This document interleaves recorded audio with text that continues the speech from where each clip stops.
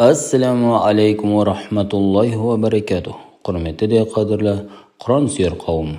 Сіздер мен біздер бүгінгі алғашқы сабағымызда араб алфавитімен танысып, оның қазақ әріптерімен ұқсастығын қарастырып, жазу жағы мен дыбысталу тұрғысынан талқылап, әрбір әріпті егжей-тегжей меңгеруге кірісетін боламыз.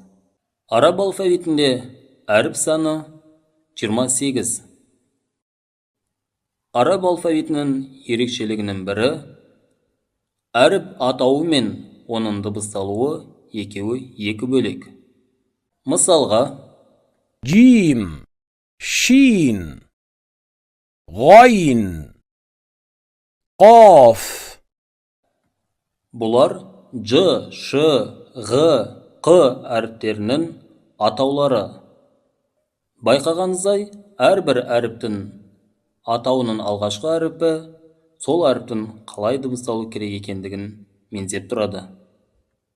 Ендеше араб әріптерін аталуы мен дыбысталуына мән бере отырып, мұқият тыңдап көріңіз. ألف باء تاء ثاء جيم حاء خاء دال ذال راء زاي سين شين صاد ضاد طاء ظاء عين غين فاء قاف كاف لام ميم نون واو هاء ياء. Назар салып, мұқият тыңдаған болсаңыз, бұлардың ішінен қазақ әріптерін кездестіруге болады. Олар Б, Т, Ж, Х, Д, Р, З, С, Ш, Ғ, Ф, Қ, К, Л, М, Н, У және де қаһарман дегендегі Х әріпі және де И әріпі. Бұлардың ішіне алиф әріпін қосса да болады. Себебі алиф әріпі тек харекеттермен ғана дыбысталады. Яғни, алиф әріпінің үстіне сызықша қойылса, ә болып оқылады. Астынан сызықша қойылса, И болып оқылады. Үстінен үтірше қойылса, У болып оқылады. Демек, алиф әріпінде араб тіліндегі қазақ әріпі деп санасақ та болады. Ондай болса, араб тіліндегі 28 әріптің 20 әріпі қазақ әріптері. Тек осы қазақ тіліндегі жоқ 8 әріпті жақсылап, жаттап, дыбысталуына мән беріп, жаттығып, тәжірибеден мол өткізетін болсақ, араб тіл әріптерін толықтай меңгеріп, өз сипатында, өз хақысында шығаратын боламыз. Араб әріптері дыбысталу тұрғысынан жуан және жіңішке болып бөлінеді. Жуан әріптер صاد ضاد طا ظا غين قاف خا. 28 әріптің ішіндегі 7 әрпі жуан, қалған 21-і жіңішке әріп болып табылады. Және де жіңішке болған 21 әріптің ішіндегі 3 әріп негізінде жіңішке болғанымен белгілі бір шарттарға сай кейде жуан оқылады. Олар әлиф, ләм, ро әріптері. Араб әріптерінің жазу ерекшеліктеріне тоқталар болсақ, әріптер сөз басында және ортасы мен аяғында түрленіп жатады.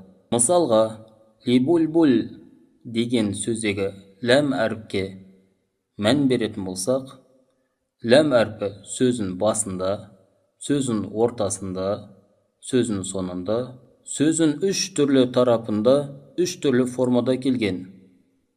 Демек, араб тіл әріптері түрленетін және түрленбейтін болып екіге бөлінеді. Яғни, өзінің алғашқы формасын сақтап қалатын әріптер және сақтай алмай, өзгеріске ұшырайтын әріптер болып екіге бөлінеді. 28 әріптің ішіндегі 22 әріп өз формасын сақтай алмай, өзгеріске ұшырайды. Оның ішіндегі 6 әріп еш түрленбестен өзінің алғашқы формасын сақтап қалады және жазылу барысында өзінен кейінгі әріпке ешқашан қосылмайды. Олар әлиф, дәл, зәл, ро, зәй, уау әріптері. Харекеттер. Араб тілінде 28 әріптен бөлек 3 харекет бар. Олар фатха, кәсра, домма. Фатха деп әріп үстінен қойылатын сызықшаны, кәсра деп әріп астынан қойылатын сызықшаны, домма деп әріп үстінен қойылатын үтіршені айтамыз. Мысалға, әріп үстінен қойылатын сызықша, яғни фатха жайында айтар болсақ, бұл 28 әріптің кез келгенін үстіне қойылып, егер әріп жіңішке болатын болса, онда қазақ тіліндегі ә әрпін білдіреді. Ал егер әріп жуан болса, қазақ тіліндегі о әрпіне жақын дыбысталады. Мысалға, د خا.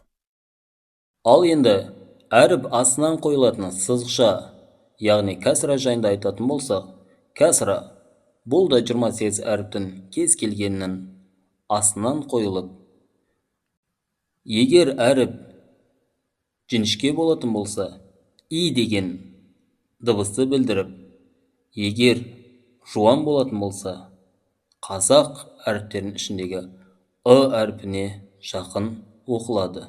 Мысалға, دی خی. домма әріп үстінен қойылатын үтірші. Домма араб алфавитіндегі 28 әріптің кез келген үстінен қойылып, жуан немесе жіңішке деп талдамастан у деген дыбысты білдіреді. Мысалға, دو خو. араб алфавитіндегі 28 әріптің кез келгені осы үш харекетпен дыбысталады. Егер бұл үш харекеттің ешқайсысы қойылмаған болса, онда 0 бейнесіндегі сүкін қойылады. Нәтижесінде сол әріптің өзі ғана дыбысталады. Ескерту. Әріп пен харекет қатар келетін болса, бірінші әріп оқылады, одан кейін харекет оқылады. Харекеттер мен сүкінге байланысты жаттығулар. Естеріңізде болсын, харекет пен әріп қатар келген жағдайда бірінші әріп, сосын харекет оқылады. Фатха. Егер әріп жіңішке болатын болса, ә деп дыбысталады, егер жуан болса, о әріпіне жақын дыбысталады. Кәсро. Әріп астынан қойылатын сызықша, егер әріп жіңішке болса, и деп дыбысталады, егер жуан болса, ый деп дыбысталады. Домма. Жуан жіңішке деп әріпті талдамай, у деп дыбысталады. 28 әріптің қайсының біріне сүкін қойылса, ол әріптің өзі оқылады. Мысал ретінде, алдымен жіңішке әріптерді тәжірибеден өткізіп, одан кейін жуан әріптерді өткізетін боламыз. Алиф әріпі. Алдындағыдай айтқанымыздай, бұл әріп өз алдына ешқандай әріпті білдірмейді, тек харекеттермен дыбысталады. Егер фатха болса, ә, касра болса, и, домма болса, у деп дыбысталады. Сүкін хәлі жоқ. Себебі бұл әріп өздігінен еш дыбыстала алмайды. Ал енді жіңішке әріптер мен жуан әріптерді осы үш харекетпен және сүкін халінде тыңдап көріңіз. زاي ذا زي زو أز نون نا ني نو أن ميم ما مي مو أم خا خا خي خو أخ صاد صا صي صو أص غين غا غي غو أغ Қымбатты оқырман, егер бүгінгі кіріспе сабағымыздағы алынған мағлұматтар сізге көптік қылып жатса, немесе қиындық тудырып жатса, еш алаңдамаңыз. Алла нәсіп етсе, алдағы уақыттарда әрбір әріптерді егжей-тегжей меңгеру барысында бұл мағлұматтарды қайта қарастырып қамтитын боламыз. Әзірге сізге білу керек болған маңызды дүние ол араб алфавиттері жазылу жағынан түрленетін әріптер және түрленбейтін әріптер болып екіге бөлінетіндігі. Түрленбейтін әріптер: алиф, дәл, зәл, ро, зәй, вау, яғни 6 әріп қана. Және де араб алфавиті дыбысталу тұрғысынан жіңішке, жуан болып бөлінетіндігі. Жуан әріптер саны 8, олар сод, дод, то, зо, ғойн, қоф, хо әріптері.